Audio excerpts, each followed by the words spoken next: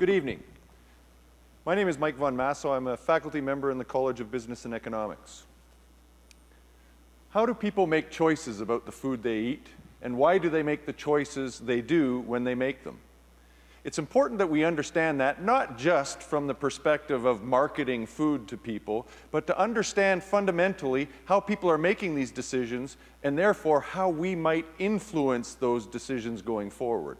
We also need to spend time thinking about what those decisions may be and how we can structure the value chains and the food systems in the future to better deliver those products. We're moving away, we're, as North Americans, as Canadians, thinking more about the food we eat. We are thinking differently about the food we eat. And we, as people in the food system, need to think about what that means for how we structure the food system. So, let me give you an example. Oh, sorry. There we go. Let me give you an example that's been in the news recently. Earl's Restaurants. There was a big uproar about Earl's Restaurants and their certified humane beef. Earl's was attacked loudly, primarily by beef producers in Alberta. The rest of the country went, thank you very much.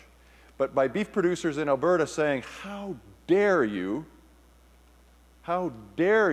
buy something that's not from Canada, not from Alberta, and try and sell it to us? But the reality is, Canadians had said loud and clear to many people, including in our research, including to Earl's in substantial research before the decision was made, that we would prefer Canadian, but there are other elements of beef that we think are more important. And Earl's had spent substantial time trying to source that product here in Canada. And Canadian producers said no. We can't or won't produce it for you.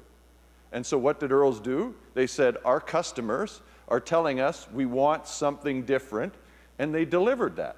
They understood where Canadians were, and they promised it to them, tested it, in fact found that consumers were willing to pay more for it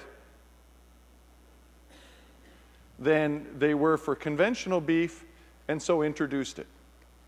Well, there was a big media uproar, things went crazy, oh my God, how can you forsake us like this? And what did Earl's do? Anyone remember what happened at the end of that story? Earl's said, I'm sorry. But what did they say sorry for? They said, maybe we should have tried harder to buy this beef in Canada, but they had tried harder. And the noise went away, but you know what Earl's did not say? Earl's did not say, we will change our standard.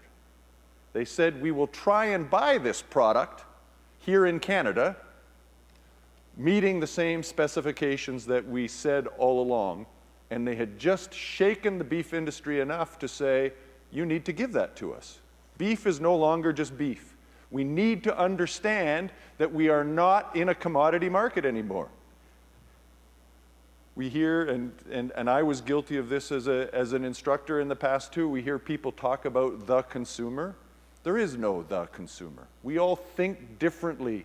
We all evaluate differently, we all choose differently, and it's important that we understand. That's remarkably good news for the food system because it provides stability. It's remarkably good news for producers because it means we can strike value chains that are stable, where people aren't jumping around at the cheapest thing because we are buying things with specific attributes. In this case, Earl said we are committed to conscious sourcing, and they went to a program in the US that was certified humane, and again, the industry was in an uproar, but of course our beef is produced humanely here in this country.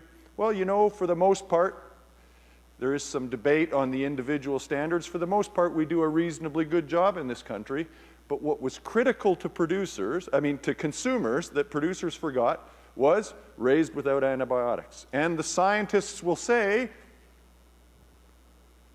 but there is no antibiotics in this meat. We have good withdrawal, we have safety, we have testing.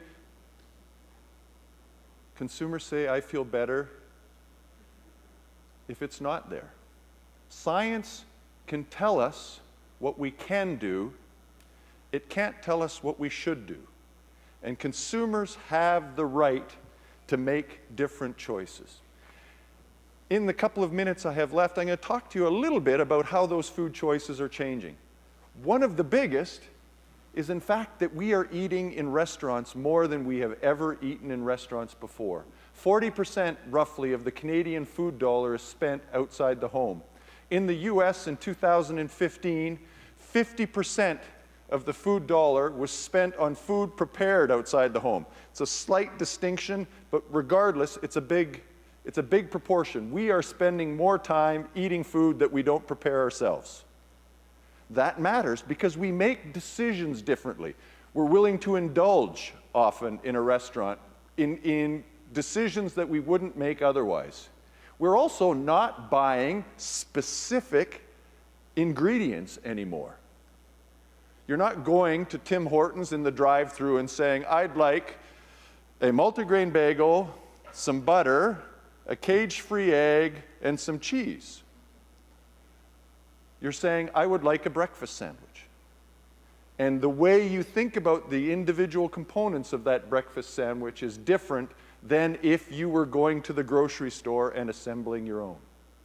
The other thing that's really important in decision-making in a restaurant is we actually get fewer decisions in a restaurant. We always feel we have a whole menu in front of us, but if you go to a grocery store, and I counted the other day, there are 16 different kinds of eggs you can buy. When you go to Tim Hortons, you can't go through and say, yeah, I'd like the cage-free breakfast sandwich, please. So in those circumstances, these restaurants are making, like Earl's did, making those choices for us, and they're making them based on the decisions that consumers want. The other thing is, we also have, we are making decisions differently in grocery stores, and understanding those things becomes increasingly important. And understanding that the decisions are different, the way we process information is different. And here at the University of Guelph, we have, we have a research restaurant. We are building a research grocery store. So we will be able to see how people process information, what information is important. Do people read labels? To a significant degree, I believe that they don't. And understanding that becomes critical so that we provide the products and build the value chains and reduce the waste in ways that is really meaningful for consumers so that we make progress and establish a solid foundation of our food system here in this country. Thank you for your time.